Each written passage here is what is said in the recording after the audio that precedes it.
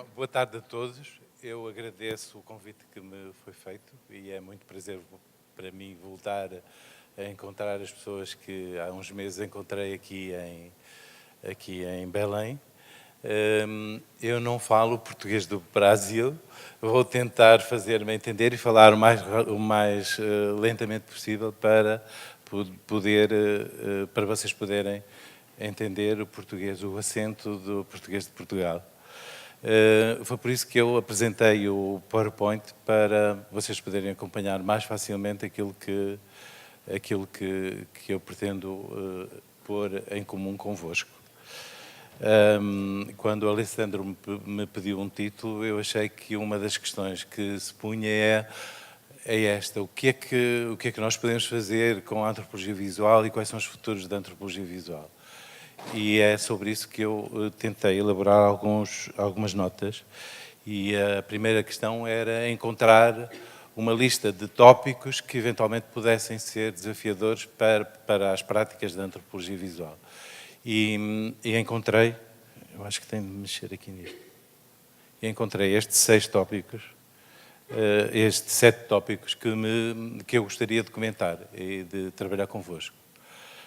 A primeira questão que nos aparece aqui é a valorização das práticas locais. Eu depois vou desenvolver cada uma destas questões.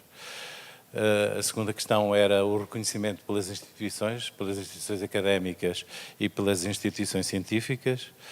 A terceira questão, as referências históricas, teóricas e de boas práticas que foram desenvolvidas durante este século de trabalho, este século e um século e 20 anos, não é? De trabalho em antropologia visual. Há uma questão que para nós é importante, que é a questão da empregabilidade que eventualmente a antropologia visual e a antropologia digital podem criar para os estudantes. Os desafios, o interesse e os benefícios para as populações, o desafio das novas linguagens e das novas tecnologias e, finalmente, a questão da relação entre a antropologia visual e a antropologia digital. Portanto, penso que hoje não se podem separar estes 3 campos que têm também fronteiras muito diluídas, mas, sobretudo, cada uma delas vai reforçar, se quisermos, a anterior e projetar a seguinte. Acho que é esta a questão que me parece interessante ver nesta conversa convosco. A primeira questão que eu punha, então, a valorização das práticas locais. A antropologia visual sempre recusou um bocado os modelos de uma autoridade que dissesse como se faz. Eu penso que esta questão hoje é mais pertinente quando há uma produção local. As pessoas com quem nós falamos, as pessoas com quem nós trabalhamos, os nossos interlocutores produzem imagens. A tecnologia está difundida já por todas as populações. Mesmo as comunidades índias já utilizam os celulares, podem não ter rede telefónica, mas utilizam para fazer, vocês sabem melhor do que eu isso, não é? E, portanto, uma das questões que nos interessa muito ver é como são estas produções e como é que estas produções podem ser integradas em projetos de pesquisa e em projetos de pesquisa colaborativos, não é? Portanto, aquela ideia dos anos 60 de se desenvolver uma pesquisa colaborativa, neste momento tem condições ideais para se poder desenvolver, uma vez que as tecnologias estão na mão já das pessoas, dos nossos interlocutores. A outra questão é os grupos de pesquisa. Cada grupo de pesquisa acaba por criar modelos. E é interessante ver como é que estes modelos são criados, ou seja, as produções locais dos investigadores dos diversos grupos de pesquisa e a ligação entre os diversos grupos de pesquisa no debate acerca destas produções. Neste aspecto é extremamente interessante os festivais e as mostras que têm sido apresentadas e também a ideia de se criar uma avaliação desses projetos, dessas produções. E, nesse sentido, há algum trabalho feito, quer na Austrália, por McDougall, há inclusivamente um modelo de análise e de avaliação de filmes produzidos, então, na Austrália, pelo McDougall. A Sociedade Francesa de Antropologia Visual também desenvolveu uma ideia de análise e avaliação dos filmes. A Universidade de Montreal também criou um modelo de avaliação de filmes e, portanto, estes modelos poderão servir-nos para nós fazermos uma caracterização das produções e para vermos como é que elas poderão ser avaliadas e integradas nos processos de formação e de avaliação dos currículos dos investigadores em antropologia visual. A outra questão que me parece relevante é que hoje, mais que nunca, essas produções locais são, no fim, a cultura visual que nós podemos constatar, não é? Estudar, não é? Sei lá, portanto, as pessoas que trabalham, por exemplo, com os grafite encontram uma grande quantidade de pintura parietal que seria interessante fazer o levantamento dela, estudar-se, portanto, a mesma composição da própria pintura visual parietal. Portanto, esta é a primeira ideia que me parece importante nestes 7 tópicos, que é o foco na produção local.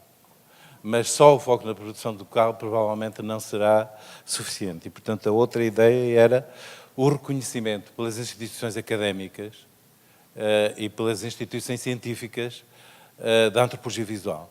Eu penso que todos nós já passamos muitas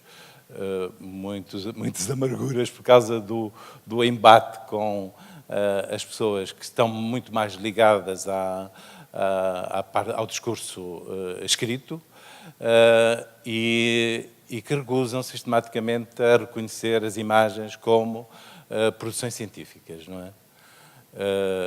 Eu acho que hoje nem sequer é caracterizável essa atitude, porque ela foi ultrapassada pelos acontecimentos, não é? Porque há quem diga que as autoridades na universidade se fixaram na escrita e que os outros meios, sobretudo as imagens, constituíam uma ameaça à autoridade estabelecida nas instituições. Eu penso que poderá ser isso, mas há uma outra questão que é o seguinte, é que as imagens podem ser muito mais facilmente discutidas, provavelmente, do que os textos. Ou então, ser discutidas de outra forma que não os textos. Ou seja, pessoas que têm uma escassa formação literária podem participar na discussão de um filme. E, portanto, isto pode ser extremamente interessante para as nossas práticas de trabalho de campo. Mas, paralelamente a isto, a estas dificuldades que vão surgindo, as instituições académicas também tiveram, durante muito tempo, dificuldade em criar um parque tecnológico que servisse de apoio à produção audiovisual. E, por outro lado, mesmo que tivessem um parque tecnológico, muitas vezes, por exemplo, os processos de montagem são extremamente demorados e de cada vez mais são realizados nas nossas casas, não é? E, portanto, o facto das tecnologias estarem disponíveis em casa, criaram a possibilidade de se trabalhar, quer na montagem, quer na produção hipermédia e multimédia, porque exige um trabalho muito sistemático e continuado e que é pouco compatível com os horários de disponibilidade, por exemplo, de um laboratório dentro das universidades. Portanto, a tendência é de cada vez mais das pessoas se autonomizarem na produção. E, portanto, com um portátil e com uma câmara ligeira já é possível fazer-se uma quantidade de trabalho de grande qualidade. E, portanto, ao mesmo tempo, nos libertamos, então, dos condicionalismos tecnológicos, económicos e políticos, portanto, políticos na medida em que há um controle dos laboratórios, não é? E portanto, começou a surgir a possibilidade de fazermos sistematicamente um trabalho continuado. Esta questão não é uma questão de hoje, esta questão é uma questão, por exemplo, que já no cinema soviético se punha, portanto, o Eisenstein chegou a ficar cego de tantas horas de trabalho na moviola, não é? Cego temporariamente, não é? de estar em frente às imagens durante muitas horas seguidas. Não é? Ou seja, o trabalho de montagem é um trabalho muito mais minucioso que o trabalho da escrita, provavelmente, exige uma extraordinária atenção, não pode ser interrompido a qualquer hora, não é? Não podemos levantar facilmente e sair para podermos ir, sei lá, passear. E quando saímos, estamos a pensar na montagem na nossa cabeça para depois passarmos para o computador e, portanto, estão geradas as condições para nós podermos eventualmente avançar, para podermos avançar na produção audiovisual em antropologia. Claro está que as instituições científicas, isto roda aqui, desculpem. As instituições científicas, como a Associação Brasileira de Antropologia e sobretudo, a Associação Americana de Antropologia, deu um grande aval às práticas da antropologia visual. Eu acho que vocês podem ler aí algumas informações que a Associação põe, portanto, os médios visuais e etnográficos, e então enumera o filme, o vídeo, a fotografia, a multimédia, digitais e as exposições, desempenham um papel significativo na produção e aplicação do conhecimento antropológico.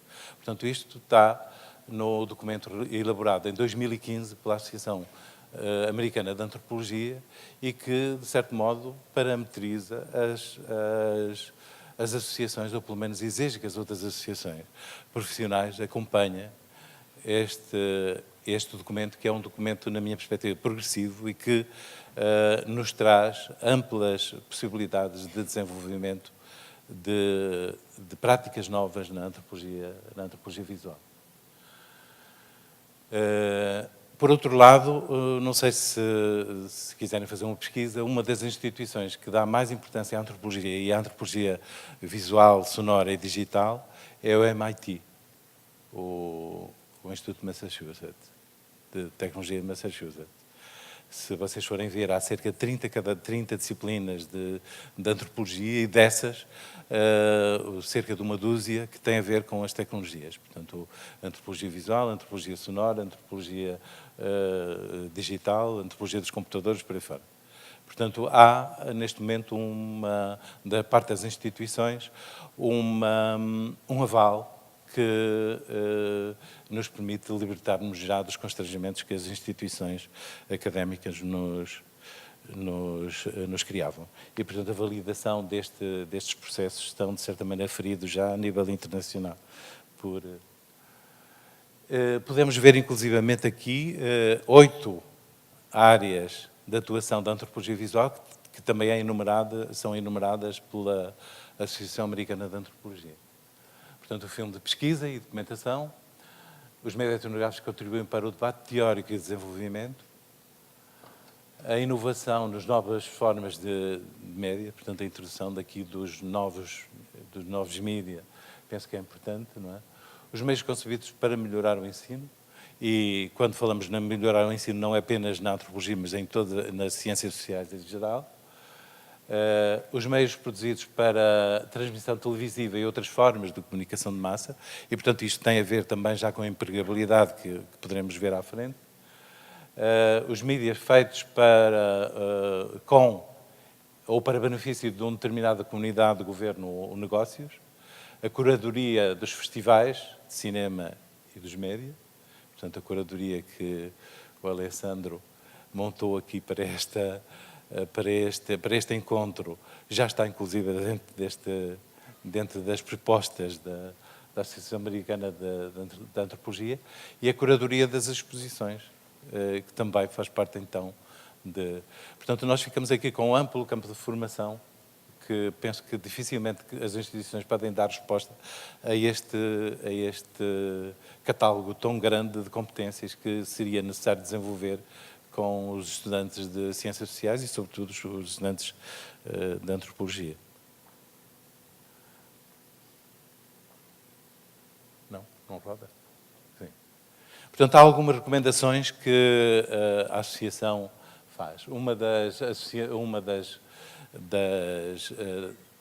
uma das recomendações é de que as avaliações das produções comecem a ser feitas também por profissionais da área de produção audiovisual.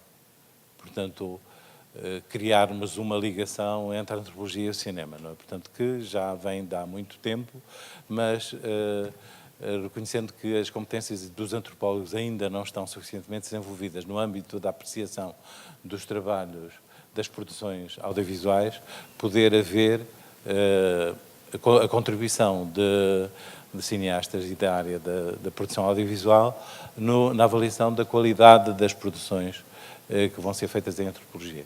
Portanto, não se criar um gueto, mas criar-se uma situação de transversalidade em relação, se quisermos, a esta sugestão da Associação Americana de Antropologia. Isto não quer dizer que nós não tenhamos de fazer o mesmo em relação às produções audiovisuais dos especialistas em cinema ou em comunicação.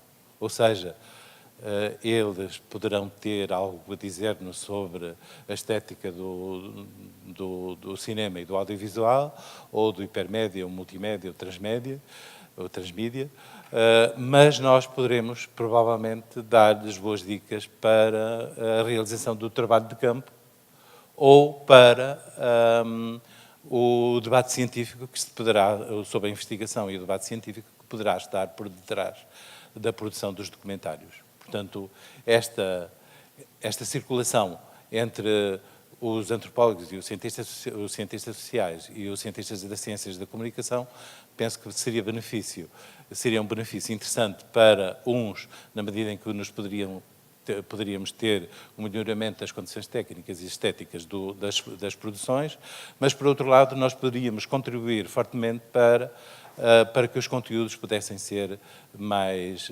densos e mais interessantes, provavelmente, para a área dos cineastas e dos cientistas da comunicação.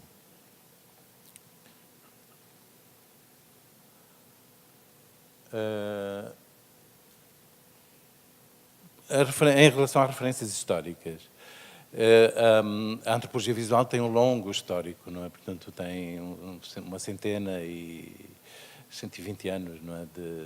de práticas desenvolvidas, não é? E de práticas muito bem desenvolvidas. Se a gente for ver como é que elas foram surgindo, elas são muito semelhantes àquelas que nós desenvolvemos hoje, ou seja, os antropólogos, muitas vezes muito acreditados, iam fazer trabalho de campo com estudantes que eram especialistas em fotografia, por exemplo, e que iam nas missões científicas, acompanhavam os antropólogos. E, portanto, o nascimento da antropologia visual é muito semelhante àquilo que acontece hoje. Portanto, muitas vezes os bons fotógrafos que estavam a frequentar as cadeiras de antropologia acompanhavam os cientistas sociais e, portanto, esta dinâmica é desenvolvida desde sempre. Mas há uma questão que me parece interessante, que é estudar os filmes clássicos, não é? Na minha perspectiva, aquilo que o Rush diz, que é preciso ver um filme por dia para podermos adquirir competências nesta área, eu acho que se mantém, não é? E, nesse sentido, eu acho que vale sempre a pena ver, nem que seja pela 100ª vez, o filme de referência, que é a Crónica de um Verão, a Crónica da Natê. E por muitas razões. A primeira questão, porque há um trabalho, para o curso aqui para a pós-graduação de Antropologia e Sociologia aqui desta universidade, é particularmente importante, porque há um trabalho de um sociólogo e de um antropólogo, Edgar Morin e o Jean Rouch. E, ao mesmo tempo, há dois grupos, o grupo do Jean Rouch e o grupo que trabalha com Jean Rouch e o grupo que trabalha com Edgar Morin, que depois na literatura de desconstrução do filme se chamam a Bande de Morin e a Bande de Rouch, não é? Que são dois grupos que trabalham ou a sociologia e a antropologia. E provavelmente, se virmos o filme repetidamente, nós vemos qual é o ponto de vista do antropólogo e qual é o ponto de vista do sociólogo.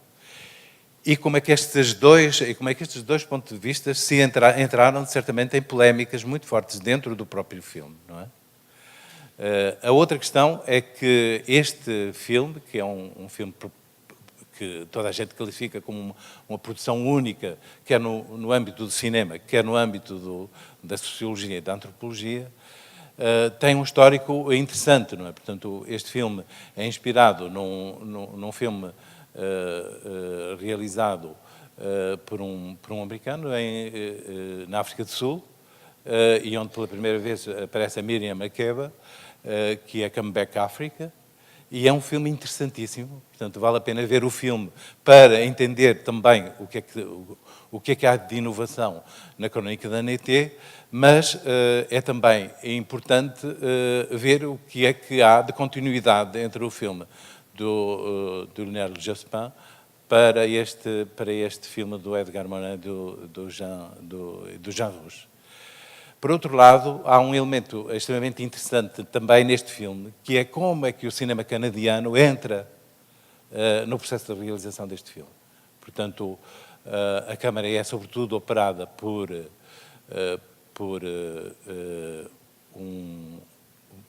alguém do cinema, eu não lembro agora o nome, o Michel Brault, que vem do Canadá e que traz para a Escola Francesa de Etnografia ou de Antropologia Visual as práticas desenvolvidas no Canadá em torno do cinema documentário.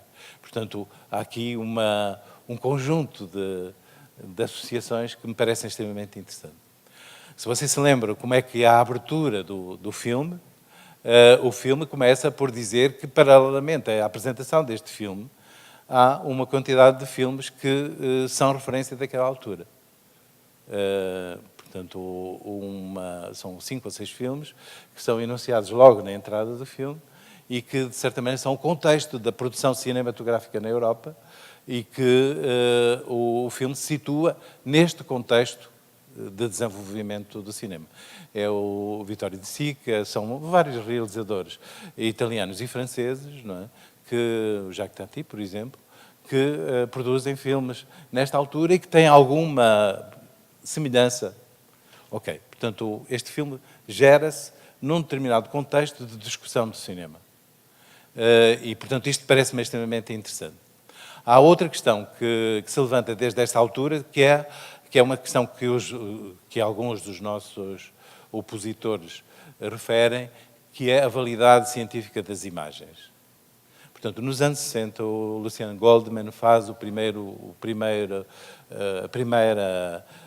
ensaio de certa maneira, de apoio ao filme. Não é? Portanto, ele faz uma análise extremamente minuciosa do filme e apresenta algumas das razões porque é que o filme pode ser considerado um trabalho científico. E, portanto, e como é que pode ser integrado na produção científica na área da sociologia e da antropologia. Refere mesmo, em determinada altura, que este filme, Chronique da Nété, não se separa muito daquilo que são os trabalhos de análise qualitativa, as metodologias qualitativas que eram utilizadas na produção científica literária. Não é? E, portanto, não haverá muita diferença entre a produção científica baseada, então, nos filmes e a produção científica fora dos filmes. Há muitas outras questões que, por exemplo, uma delas que é extremamente relevante e que vem de uma década anterior, que é o trabalho, a primeira vez que se utilizou o gravador áudio no trabalho de campo em sociologia, em antropologia, em ciências sociais. Até aí, nós falávamos pela outra pessoa, portanto, aquilo que muitas vezes se chama o ventriloquismo do antropólogo, do sociólogo, ou do cientista social. Ele fala pela outra pessoa, não é? Porque toma notas de campo e essa história toda e conversa com as pessoas, mas não vai gravar a entrevista. Nos anos 50 começa a ser possível utilizar o gravador no trabalho de campo. E nós podemos ver quais são as mudanças em termos epistemológicos que aconteceram com esta com esta mudança. Esta mudança é uma mudança significativa, é uma mudança que nos pode levar facilmente, como o Jacques Gaudi refere, à conclusão de que as comunidades não são homogéneas. Ou seja, um ritual que é visto por uma pessoa e por outra pessoa, e que eu converso com esta e depois vou conversar com aquela, vão aparecer variantes. Essas variantes dão-nos possibilidade de nós fazermos um trabalho, inclusive de análise quantitativa, se quisermos fazer. E, portanto, há, inclusivamente nos anos 90, alguém que começa a desenvolver um trabalho de combinação entre análise quantitativa e análise qualitativa a partir das pequenas divergências que há entre os diversos informantes ou os diversos interlocutores que nós encontramos no terreno. Portanto, há aqui neste filme a primeira vez a utilização do som direto, não é? O som síncrono. E esse som síncrono é conseguido por um domínio grande das tecnologias. Ou seja, se o Jean Rouch não fosse engenheiro e não tivesse uma familiaridade com a família que trabalhava, com a empresa que trabalhava que desenvolveu as câmaras de cinema e que adaptou uma câmara de cinema para esta prática deste filme, portanto, é muito difícil que o filme pudesse ter o mesmo sucesso em termos das condições de realização. Ou seja, nós precisamos de uma formação técnica hoje para podermos acompanhar, se quisermos, a produção de filmes e outras produções noutros suportes deste. Precisamos, então, de uma formação técnica elaborada, não é? Não apenas uma formação estética, como o Jean Rouch refere numa entrevista que nos deu e que está disponível online, se vocês quiserem ouvir, não só a formação estética e epistemológica, mas também uma formação tecnológica. E, portanto, esta questão é importante. A outra questão em relação às questões teóricas é que o fazer filmes em antropologia não é uma questão de fazer filmes. É uma questão de reflexão epistemológica sobre a antropologia, ou sobre a sociologia, sobre as ciências sociais em geral. E, portanto, nós não vamos trabalhar só com imagens. Vamos trabalhar com imagens, mas com a teoria antropológica, não é? E vamos trabalhar com outra questão, que é a questão das emoções e as questões estéticas, não é? Portanto, que normalmente são abandonadas, muitas vezes, na antropologia visual. Não há uma reflexão sobre a questão das emoções e das questões estéticas que são levantadas com as questões, com estas questões. Portanto, o puzzle da nossa formação tem de ser muito aberto, muito diversificado e, ao mesmo tempo, sólido e aprofundado, não é? A empregabilidade. Eu penso que sobre isto não vale a pena dizer nada. Quer dizer, as ciências sociais de cada vez dão menos emprego, não é?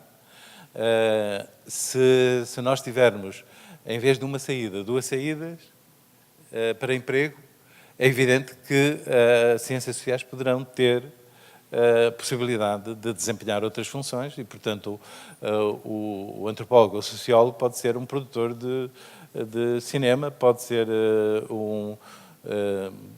pode ter muitas outras funções na sociedade, não é? Portanto, portanto, a possibilidade da empregabilidade é muito maior do que a versão mais estreita do trabalho em antropologia, não é? Mesmo hoje, com o trabalho com as comunidades, vai exigir cada vez mais, provavelmente, a utilização do audiovisual e da antropologia visual para desenvolvimento de determinadas formas de pesquisa. Portanto, mas podemos ver isso a seguir e aí é uma complicação que eu ainda não sei por onde é que é de caminhar e penso que vocês também vão ter alguma dificuldade em encontrar-se neste caminho, que são as sugestões que nos fazem para se pegar numa outra questão relacionada com a epistemologia, mas que podemos ver a seguir. Portanto, mas a empregabilidade, penso eu, que as universidades têm de pensar nela. A empregabilidade dos estudantes que saem dos cursos e que vão ter de arranjar emprego, não é? E então penso que a antropologia visual e a antropologia digital poderão ser boas saídas para estes profissionais que saem da universidade. É aqui que está, na minha perspectiva, o ponto para mim mais crítico e que eu tenho mais dificuldade em trabalhar, mas é aquele que me interessa mais, que são as questões de o interesse e os benefícios para as populações. Portanto, o McDougall referia a questão no contacto com os pastores em África, lhe perguntar se podia filmar, e ele responder, mas isso faz bem aos rebanhos? Se não faz bem aos rebanhos, por que é que você vai filmar? E a questão que nós podemos pôr é se nós vamos estudar uma comunidade, ou vamos trabalhar com um grupo, e esse trabalho faz bem ao grupo, e se não faz bem ao grupo, por que é que nós estamos a fazer esse trabalho?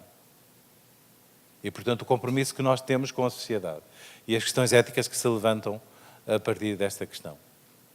Na minha perspectiva, quem melhor formula estas questões é um geógrafo dinamarquês que vai desenterrar Aristóteles e levanta uma questão que me parece extremamente interessante, que é, na Ética a Nicómaco, o Aristóteles refere a episteme, a tecné e a phronésias.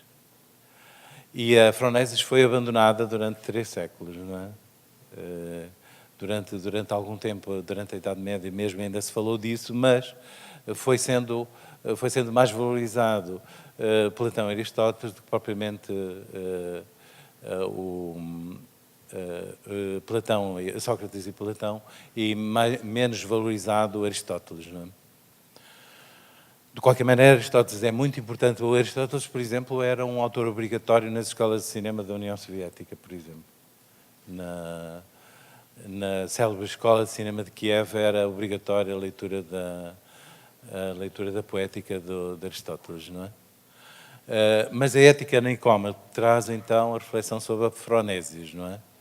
E o que é que seria isso da phronésias? É, de certa maneira, uma dimensão mais ética da pesquisa.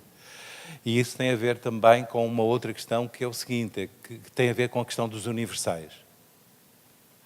Portanto, as conclusões que nós podemos tirar da produção científica é universal ou é particular? E nós podemos nos questionar, no trabalho na nossa comunidade, nós chegamos a conclusões universais ou são conclusões particulares de trabalho concreto com este grupo.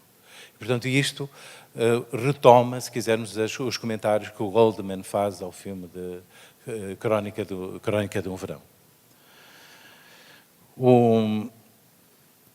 Vejam, por exemplo, o que Aristóteles diz acerca da prudência ou da phronésias, porque traduziu-se por prudência. Não se refere apenas aos universais, ela também deve levar em conta os particulares, porque ela trata da conduta e da esfera da conduta e situa-se em circunstâncias particulares. E, portanto, nós começamos aqui a ver que uma das questões centrais, quer da antropologia visual, quer das ciências sociais, numa perspectiva das ciências sociais fonéticas, são as questões particulares, os estudos de caso. Os estudos de caso e os contextos dos estudos de caso. E, portanto, que é aquilo que normalmente se faz em antropologia e antropologia visual.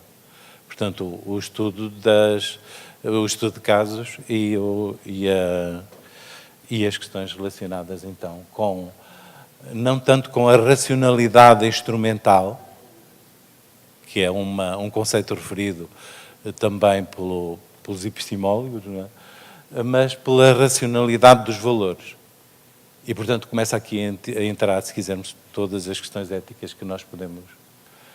As três, eu acho que os 4 títulos das obras do Bent Fleivhergé nos podem remeter para aquilo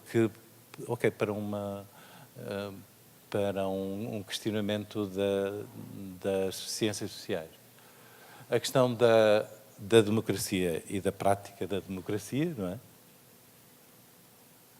Porque uma coisa é a democracia, mas a outra é a prática não é? A outra questão é a questão da eficiência do trabalho em ciências sociais.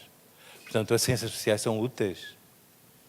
São úteis para as populações com quem nós trabalhamos ou são úteis apenas para nós, para fazermos os nossos graus académicos, não é? E, portanto, esta questão penso que se põe recorrentemente, não é? A outra questão é já um livro mais avançado sobre a questão da Phronesis, não é? Mas a outra questão, e é interessante, a capa deste livro é muito semelhante, se quisermos, a algumas imagens do Metrópolis. E, portanto, os megaprojetos e as questões de como é que seria possível fazer a pesquisa fonética nos megaprojetos. E então, algumas das notas que o Flávio Gega apresenta.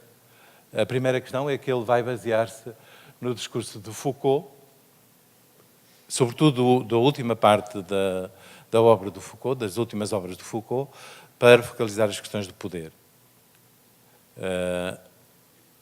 Vai trabalhar sobre o Alberto Dreyfus, os dois, Stuart e o Alberto Dreyfus, que são dois filósofos americanos e que são as primeiras pessoas que contestam a inteligência artificial e, portanto, a racionalidade e a intuição, a relação entre a racionalidade absoluta e a intuição. Há, inclusivamente, do Dreyfus uma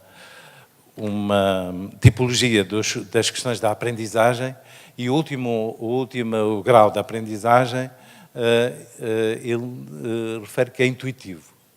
Ou seja, nós, a partir de múltiplas experiências acumuladas, o conhecimento é mais intuitivo, provavelmente, do que racional, segundo a perspectiva do Dreyfus. E é aqui que tem esta relação, se quisermos, com a perspectiva da Phronesis, não é? Como é que a emoção e a intuição entram, se quisermos, neste processo avançado de construção de conhecimento. A outra questão o outro autor é o Geertz. Ele vai buscar, e há um bocado já se falou aqui, portanto, o saber local e o saber global, portanto, ele faz uma reflexão extremamente profunda sobre isto e depois vai criar uma metodologia baseada nestes pontos que depois vou referir. E, por último, também um outro filósofo, Robert Bellard, e que é um filósofo que trabalha sobre as questões do comunitarismo. É interessante a obra deste filósofo e é interessante por como é que ele a traz para dentro desta reflexão sobre a Phronesis. E depois ele apresenta uma série de tópicos para o desenvolvimento desta pesquisa. A primeira questão, então, os valores. Eu penso que nós que fazemos trabalho de campo em antropologia, eu acho que a maior parte destes tópicos, eles já estão na nossa prática de trabalho de campo. A primeira questão, então, os valores. A focagem nos valores, colocando 3 questões clássicas. E aqui é interessante o facto de ele partir sempre de questões muito simples. Os que já viram a Crónica de um Verão, lembram-se quais são as 2 questões que se põem no filme. És feliz? Como é que vives? E, portanto, a partir destas 2 questões, é possível compreender uma sociedade, não é? Aqui ele enumera algumas questões, que é para onde vamos? Esse é um caminho desejável? O que é que deve ser feito? E, finalmente, e depois, perguntas complementares relacionadas com o poder.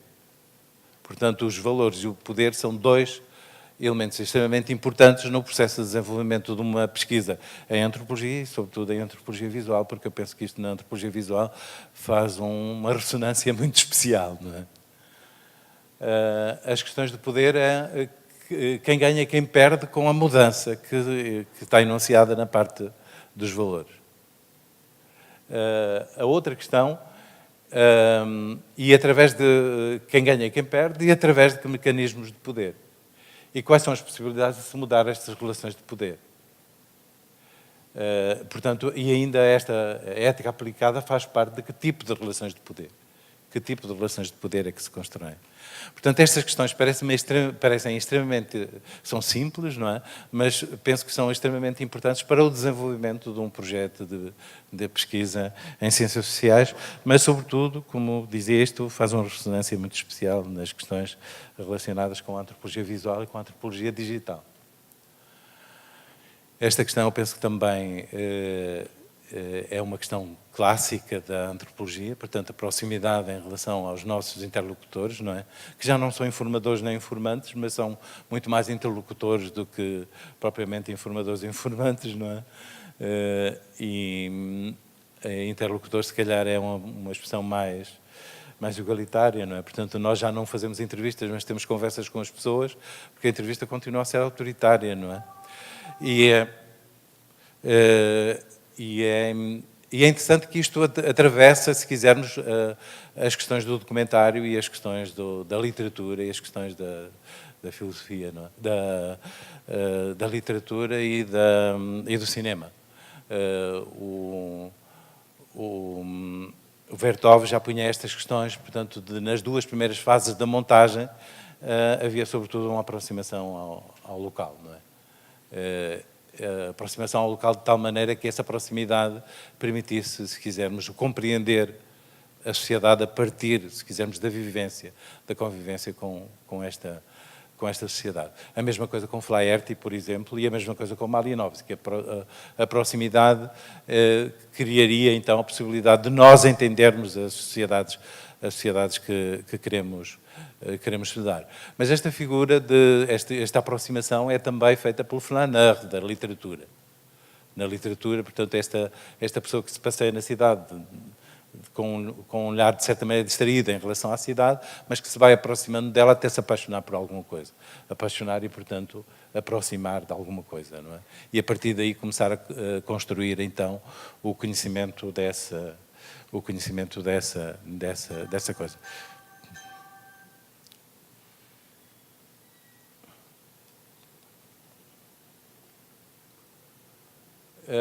A questão seguinte é, então, aquilo que penso que os antropólogos fazem, mas sobretudo os antropólogos visuais fazem, que é o olhar minucioso. Não é isso? Os fotógrafos também fazem isso, não é? Portanto, um olhar extremamente minucioso em relação às coisas, não é? Portanto, o enquadramento, a duração, e por aí fora, portanto, a captação de som e isso tudo, são normalmente operações muito delicadas e trabalhadas muito minuciosamente. Também a observação e a participação, não é? Portanto, nós trabalhamos sempre... Há uma questão que o Michel Fischer refere, que é o trabalho de antropologia, o trabalho do joalheiro, não é? E o joalheiro tem de saber para onde vai lapidar a joia, não é? Não pode cortar como se corta uma outra coisa à faca, não é? Tem de ver por onde cristalizou e onde é possível, então, cortar para transformar aquilo na joia, não é? Eu penso que o material bruto que a gente recolhe no processo de realização de um filme é isso. Nós começarmos depois a construir a joia, não é? E este é um trabalho muito minucioso. Não sei se vocês conhecem um filme do Pedro Costa, em que ele trabalha com um cineasta alemão chamado... Pode ser que daqui a um bocadinho apareça. E então ele trabalha com, esse cineasta alemão trabalha com uma mulher que faz a montagem dos filmes. E eles estão a discutir a montagem de uma ligação entre dois planos, não é? Chegam mesmo a irritar-se um com o outro sobre por onde cortar. E passam imenso tempo em torno da moviola para ver onde é que vão cortar. No fim, quando encontram a solução definitiva, ele pergunta à mulher qual a diferença entre a solução final e a solução que ela tinha proposto. E ela responde, um frame, 1,25 avos de segundo. portanto, é este trabalho de joalharia que penso que está presente quer no trabalho em antropologia, mas sobretudo no trabalho em antropologia visual. Portanto, não só a nível da construção da banda sonora, como a nível do trabalho com a imagem, com o estudo dos enquadramentos, com a montagem, por aí fora. A outra questão é focalizar, sobretudo, questões práticas, mais do que os discursos. Portanto, a observação e as práticas serem, pelo menos, tão importantes como os discursos, e não ficarmos apenas a desmontar discursos, não é? Portanto, as questões práticas serem relevantes. A pesquisa deve focalizar atividades e conhecimentos práticos em situações de vida cotidiana. Portanto, não ir buscar muitas situações artificiais. Isto poderia significar, mas não está de modo algum limitado a isto, uma concepção dos conceitos sociológicos e sociais de pessoas comuns e da vida cotidiana. Portanto, o cotidiano, se quisermos, na pesquisa, mas sobretudo a partir de questões práticas do cotidiano. Não é? Os casos concretos e os contextos. Portanto, o estudo de casos ser muito mais relevante do que propriamente só a construção teórica. Portanto, esta é outra questão importante que o Flávio Vagego apresenta, mas que discute depois, inclusivamente, de uma forma muito interessante. Os textos até estão traduzidos para português no Brasil. Uma conversa entre ele e o Dreyfus sobre a questão dos universais e sobre a questão da construção do conhecimento a partir da... É evidente que nós podemos encontrar a partir dos estudos de caso. É evidente que nós podemos encontrar muitos professores a dizer, ou nós próprios, encontrarmos a nós próprios, a dizermos assim, mas se eu posso dar uma aula teórica e posso explicar os conceitos em 10 minutos, eu não vou gastar 2 aulas a estudar um caso. Mas um caso vai demorar mais de 2 aulas, não é? E os conceitos teóricos eu posso dá-los em 10 minutos, não é? A questão é o seguinte, o que é que fica do processo de estudo de um caso e o que é que fica de um processo de transmissão de conhecimento. Isso remete também para uma questão que na Europa foi muito discutido durante algum tempo, quando surgiu o processo de Bolonha, que é o ensino, e sobretudo o ensino superior, é mais transmissão de conhecimentos ou é mais desenvolvimento de competências? Se nós pensarmos que o ensino é, sobretudo, o ensino superior é desenvolvimento de competências, é evidente que é importante que os nossos alunos, sobretudo, desenvolvam competências de aplicar conhecimentos aos estudos de caso que vão fazer.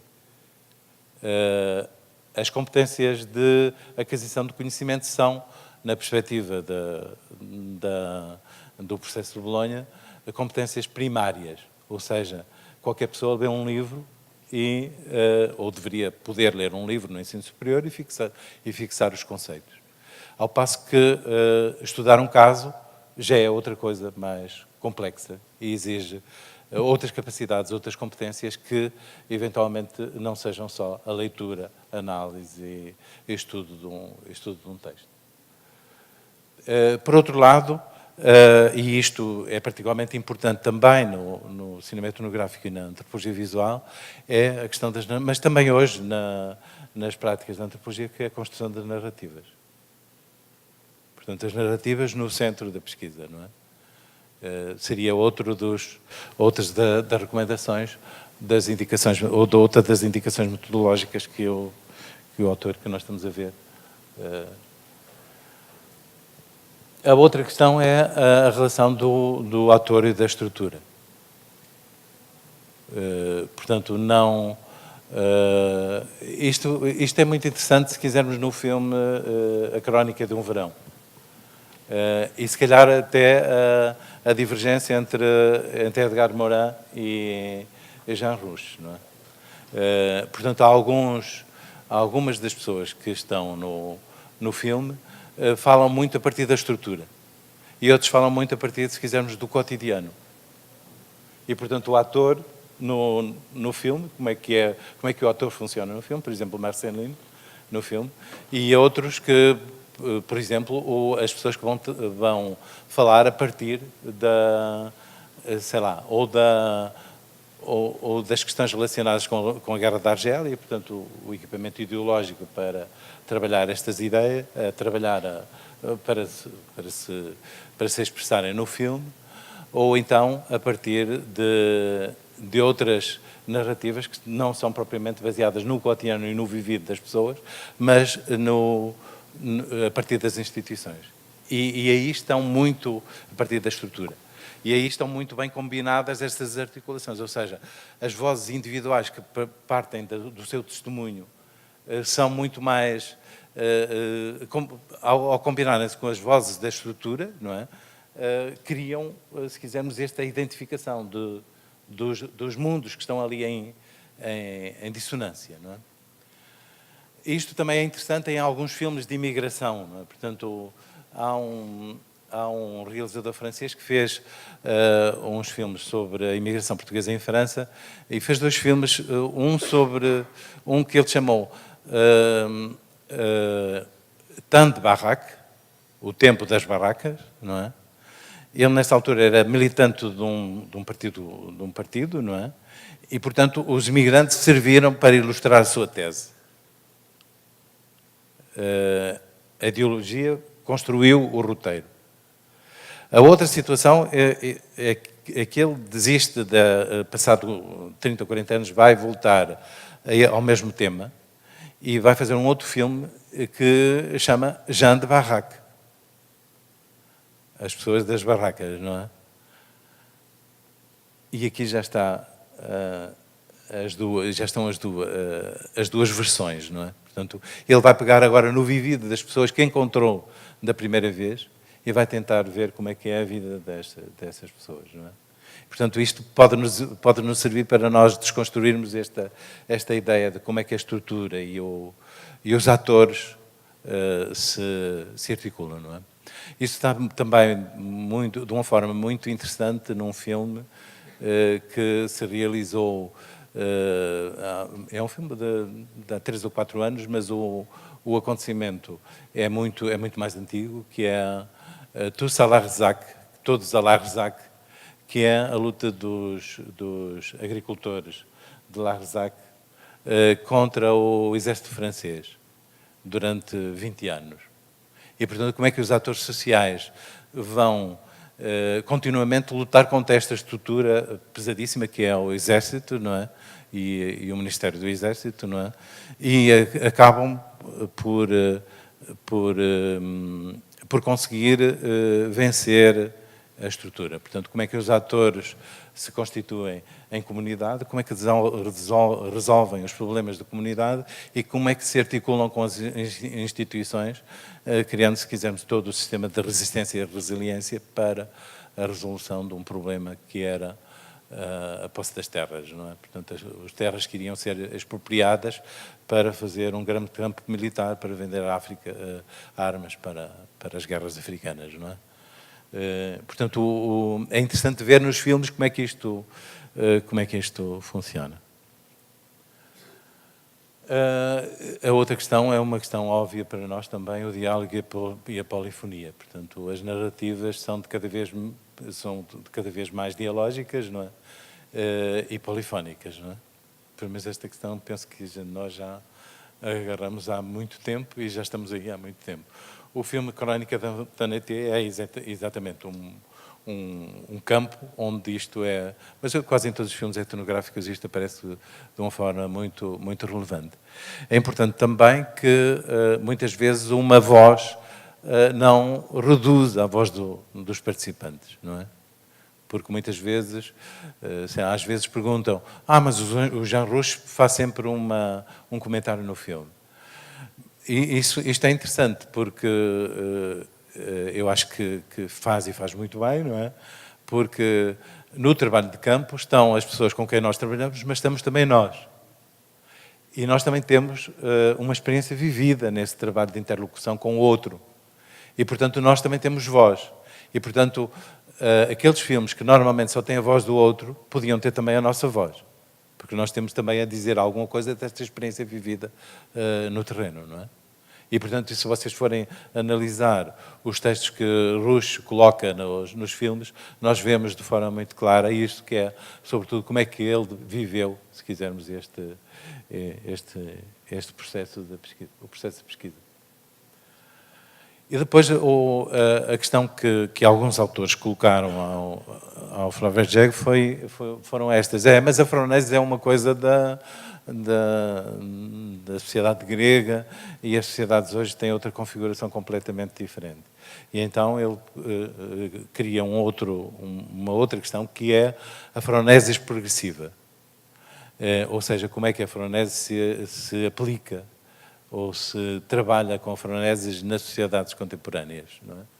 E, portanto, ele vai buscar alguns autores, portanto, que também trabalham a Froneses, sobretudo Gadamer, e vai ver o que é que Gadamer traz para este debate e quais são as insuficiências que o Gadamer introduz aqui, não é? Portanto, e sobretudo, vai buscar a Foucault, a complementaridade em relação ao Gadamer.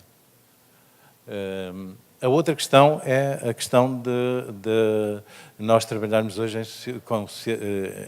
em sociedades, em comunidades de risco.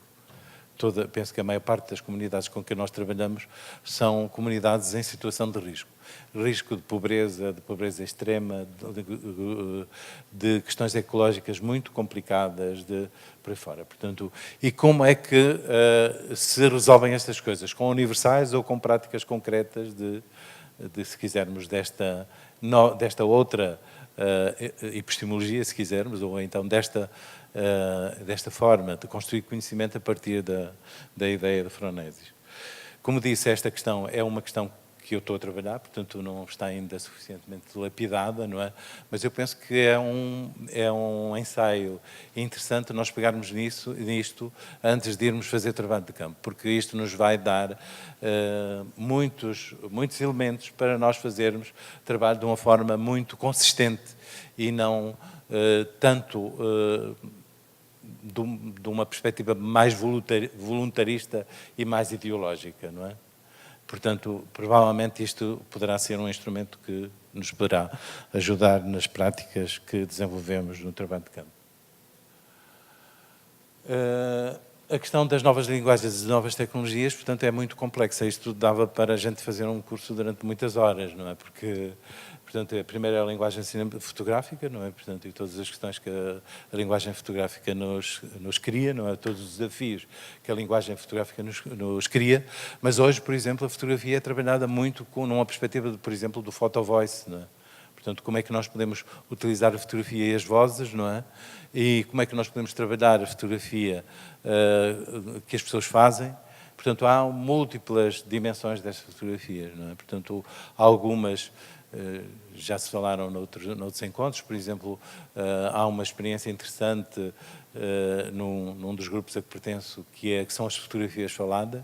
Como é que a partir de uma fotografia a pessoa se pode contar, não é? E, portanto, voltamos novamente às questões enunciadas anteriormente das narrativas, não é? Como é que a pessoa se pode contar a partir só de uma fotografia, não é? Mas como é que as pessoas, por exemplo, podem ler um álbum de fotografias, o seu álbum de fotografias, não é? Que é uma narrativa com imagens, mas que nós, ao pormos as pessoas a falar, as pessoas nos vão dar, de certa maneira, coerência a esta história, não é? É evidente que aquela história não é uma história montada. É uma história que vai sendo construída com muitos acasos, não é? Como a nossa história pessoal, não é? Nós fazemos-la coerente, não é? Se nós formos contar o nosso percurso epistemológico, de certa maneira, dizemos que foi tudo muito coerente, que depois disto nós fizemos aquilo, não sei o que mais, não foi nada disso, não é?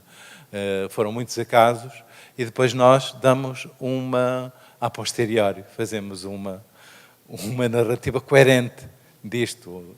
E, portanto, isto tem a ver também com aquilo que se dizia há um bocado, como é que funciona o imaginário real, não é? Portanto, realmente existe ali alguma coisa de real, que são os vários acasos que nos aconteceram. Mas nós construímos uma história imaginária que somos nós próprios neste processo de construção da nossa identidade, não é? Que não deixa de ser um imaginário. uma construção imaginária. Portanto, uma delas é, então, a linguagem fotográfica, mas depois a linguagem audiovisual, com todas as possibilidades hoje de trabalho. Portanto, é interessante, eu encontrei ali à porta o filme sobre o Capital de Marx, não é? Portanto, há ali um filme do Alexander Klug, que passa para cinema, não é? Para audiovisual, o Capital de Marx, não é? E é muito interessante esta história, não é? Porque o Eisenstein foi encarregado de fazer isso. Ele chegou a ter uma reunião com James Joyce para fazer o Capital de Marx baseado no Ulisses. E, por outro lado, James Joyce falou com o Eisenstein porque o considerava o único capaz de fazer um filme a partir do Ulisses. O projeto depois foi parado no tempo de Stalin, não é? Nunca mais foi retomado, e depois, quando se dá a crise de 2008, o Alexander Klug meteu mão à obra, e fez então um audiovisual com 9 horas, que vale a pena ver-se porque é, de certa maneira, uma forma de pegar no Capital, o reler ao abrigo, portanto, com acontecimentos novos, que é a crise de 2008. Portanto, é isso. Quer dizer, é uma linguagem completamente experimental, não é? Portanto, mas é isso. As potencialidades do audiovisual hoje são enormes, não é? E, portanto, quase não se pode criar um modelo para o filme etnográfico, porque ele pode ser feito de muitas maneiras possíveis. Mas se nós pensarmos que o audiovisual hoje começa a ter outras formas, não é? O web documentário, o digital storytelling, portanto, imensas outras formas que hoje começam a ser trabalhadas e começam a ser utilizadas, inclusivamente como materiais de ensino nas escolas. Eu penso que nós temos aqui uma forma excelente de explorarmos novas potencialidades desta linguagem visual, audiovisual, por aí fora. Na minha perspectiva, são os antropólogos e os sociólogos e os cientistas sociais que têm melhores condições para desenvolver, portanto, as narrativas digitais. Porquê? Porque têm um diário de campo com muitas notas, porque têm uma reflexão teórica com muitas coisas, porque têm referências científicas muito desenvolvidas, porque têm gravações de interlocuções com os seus interlocutores, porque têm imagens filmadas, porque têm imagens fixas e essa história toda, e porque inclusivamente também pode depois fazer imagens digitais para fazer a articulação disto tudo, não é? E, portanto, há aqui eu não conheço outra profissão que poderá ter tantas potencialidades de trabalhar nas narrativas digitais como os antropólogos e sociólogos. Porque os jornalistas o que é que podem fazer? O jornalismo com ilustrado, não é? Com pequenos vídeos e não sei o que mais, aquilo que vocês já veem nos jornais, não é? Nós podemos criar outras coisas, bases de dados e interfaces que possam remeter para que possamos associar os filmes com a desconstrução dos filmes. Portanto, imensas potencialidades de fazermos isto, não é? Portanto, esquematizarmos isso dava para nós fazermos aqui um grande puzzle de coisas interessantes que podemos fazer a nível das novas linguagens e das novas narrativas nas ciências sociais. E, na minha perspectiva, é este o campo que nós podemos trabalhar, não é? Que nós devemos trabalhar. Portanto, trabalharmos com os diversos meios, na medida em que isto não desprestigia a escrita, ou seja, valoriza a escrita, valoriza as nossas imagens de terreno, fotografias, vídeos, recolhas sonoras, por aí fora, valoriza o património das comunidades. Será, por exemplo, quem trabalha sobre grafite, por exemplo, pode fazer o levantamento da cidade. Trabalha sobre georreferenciamentos participativos. Portanto, imensas coisas que se poderão fazer dentro destas metodologias participativas. Se vocês forem ver, por exemplo, na Amazon, aquilo que foi publicado nos últimos 3 ou 4 anos sobre estas matérias sobre narrativas digitais ou Photovoice, vocês encontram dezenas de livros, não é? E a questão que eu ponho é o seguinte: só os Estados Unidos e a Inglaterra é que vão produzir isto? Não, nós também podemos produzir. Temos provavelmente tantas condições de produzirmos estes materiais como os nossos parceiros de outros países, não é? Portanto, há aqui um campo, na minha perspectiva, enorme de expansão da antropologia, não é? Ainda por cima, o custo destes trabalhos são relativamente reduzidos. Portanto, há um plugin para podermos fazer, por exemplo, as narrativas digitais no WordPress, que eu penso que é gratuito ainda, não é? Portanto, é possível que daqui a uns tempos possa custar alguma coisa, mas há software muito caro também, mas eu penso que há algumas plataformas, inclusive há uma plataforma de homenagem a Vertov, para a construção de narrativas digitais. Portanto, e isto é interessante na medida em que o Lev Manovich retomou as questões da montagem de Vertov para começar a trabalhar sobre os novos média, não é? E, portanto, neste momento há também, então, essa plataforma que é gratuita e que se podem trabalhar lá, então, nessas narrativas digitais. E, finalmente, as questões da integração entre a antropologia visual e a antropologia digital. Penso que, durante muito tempo, os antropólogos visuais acabavam por não dar grande importância à antropologia e, portanto, focalizavam sobretudo a questão do filme e do filme etnográfico e, portanto, as questões centrais de debate na antropologia eram, se não digo abandonadas, eram pelo menos menos relevantes. A Freya Ginsberg, portanto, levanta essa questão. Portanto, não é possível de modo nenhum pensar na antropologia visual sem a desligar da teoria e da prática e da pedagogia da antropologia, dos estudos cinematográficos e da representação que os médias fazem da cultura. Portanto, as três ligações que, segundo a colega da Universidade de Nova Iorque, que coordena há muito tempo os cursos de antropologia visual, de cultura e média, chama a atenção.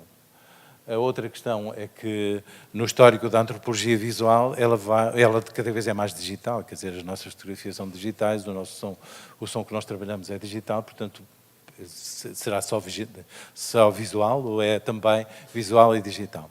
É evidente que nós aqui temos de necessariamente refletir sobre o que é o analógico e o que é o digital. Penso que é absolutamente indispensável nós pensarmos o que é o analógico e o digital, não apenas em termos daquilo que é visível, não é? Porque no visível, se calhar, nós não distinguimos o digital do analógico, mas as potencialidades que um e outro têm, não é? Portanto, e como é que um e outro são construídos. Porque o facto de sabermos como um e outro são construídos, como é que um e outro circulam. Porque, sei lá, por exemplo, nós não podemos pôr os filmes analógicos no YouTube, não é? Portanto, temos de os digitalizar, não é?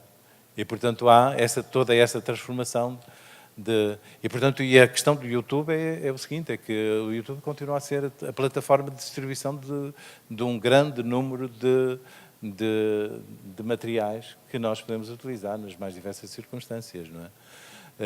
Se durante muito tempo os antropólogos produziam, mas depois produziam para quê? Para mostrar nas aulas ou para mostrar nos festivais, hoje não produzem só para isso. Portanto, há muitas plataformas digitais e estas plataformas digitais e os trabalhos podem ser colocados nessas plataformas digitais. Portanto, a possibilidade de... há dias dizia-se que os jovens já tinham mais, já consumiam mais produções do YouTube do que da televisão. Portanto, isto é interessante, não é? E alerta-nos para a compreensão do que é este fenómeno das plataformas. Não só estas, como o Vimeo e outras. Há muitas, não é? Portanto... Portanto, na história da antropologia, penso que nós podíamos ver na história da antropologia toda esta evolução. Portanto, a primeira fase em que a antropologia, sobretudo, documenta, não é? Portanto, toda esta fase até os anos 20 é, sobretudo, um processo de documentação, não é? Portanto, que se mantém até hoje, não é? Portanto, mas nos anos 20 começa a surgir a ideia da construção de uma linguagem com a montagem, porque o Griffith e o Vertov, sobretudo esses dois, criam elementos importantes para a construção de um discurso, não é? De um discurso audiovisual. Depois, como é que o som direto vai fazer uma outra mudança substancial na pesquisa, na antropologia visual, no documentário, por aí fora. Portanto, o som síncrono vai trazer mudanças substanciais. Depois há todas as questões relacionadas com os anos 80, portanto, com aquele célebre seminário de Santa Fé, e sobre o questionamento da poética e da política da antropologia. E, portanto, isso já começou a ser questionado antes, a partir dos anos 60, na antropologia visual, inclusive na Crónica de um Verão, essa questão já começa a ser debatida, as narrativas polifónicas e multissituadas já começam a ser abordadas também nessa altura, e depois todas as questões relacionadas com o hipermédia e o multimédia e não sei o que mais, e o transmédia, que começam a ser outras formas de trabalhar em antropologia e que, inclusivamente, criam uma outra questão importante no meu ponto de vista, acerca dos materiais que nós recolhemos no terreno, porque quando nós vamos escrever, depois deixamos uma grande quantidade de arquivo morto que vai para o lixo, não é? Quando nós vamos trabalhar com bases de dados e com a construção de interfaces hipermediáticos, não é? Portanto, toda esta informação pode ser colocada lá, não é? Criando, da parte das pessoas que depois vão utilizar isto, formas, inclusivamente, de contestarem a teoria, com os mesmos dados, contestarem a teoria que nós produzimos. E, portanto, criando uma relação muito mais polémica, se quisermos, muito mais dialógica, neste caso também com os nossos interlocutores, portanto, com os alunos, com os nossos colegas, por aí fora. Portanto, não há só um processo dialógico com as pessoas com quem nós trabalhamos no campo, mas há também um processo dialógico também com as pessoas com quem nós vamos interagir na academia, por aí fora. Portanto, a antropologia visual tem este percurso até chegar à antropologia digital. Hoje, a antropologia visual é digital, o cinema é digital, portanto, por aí fora, não é? Como é que surge aqui a antropologia digital? Eu penso que é um campo que se está a desenvolver com uma grande velocidade, não é? Portanto, os processos de interação e as chamadas comunidades hoje provavelmente aquilo que nós chamamos de comunidades virtuais, se calhar são interessantes para nós percebermos o que são comunidades imaginadas e o que são comunidades. Provavelmente é mais interessante ver, é mais interessante e é mais sólido nós compreendermos como é que funciona uma comunidade a partir das comunidades virtuais. Portanto, elas podem nos servir para nós percebermos muito melhor as dinâmicas dos estudos de comunidade ou então das questões das comunidades imaginadas, não é? E penso que era isto. Este já estava, não é? E, portanto, são algumas das referências que eu utilizei para esta reflexão, portanto, algumas delas, a maior parte delas, já penso que são do vosso conhecimento, não é? Portanto, há aqui alguns textos que são, na minha perspectiva, desafios interessantes, nomeadamente este primeiro texto, não é? Que é uma reflexão extremamente interessante sobre a criação de narrativas digitais e, portanto, as questões epistemológicas que poderão estar associadas, se quisermos, a esta construção. E depois as outras questões que... Um livro importante editado aqui no Brasil, do Labaque, que é A Verdade de Cada Um, que é uma coletânea de textos de documentaristas e que eu achava que deveria ser um livro de leitura obrigatória para todos os que quiserem trabalhar no cinema documentário ou na antropologia visual, na medida em que é que são 33 depoimentos de documentaristas de peso e que vão trazer múltiplas perspectivas de abordagem, se quisermos, do real ou do real imaginado, não é? Portanto, é evidente que depois há alguns clássicos que vale sempre a pena ler, não é? E eu ficava por aqui. Não sei se quiserem colocar alguma pergunta e se eu souber responder, ou então fazemos a roda e que cada um responda às questões que eventualmente se possam levantar e que haja alguém que queira dar respostas.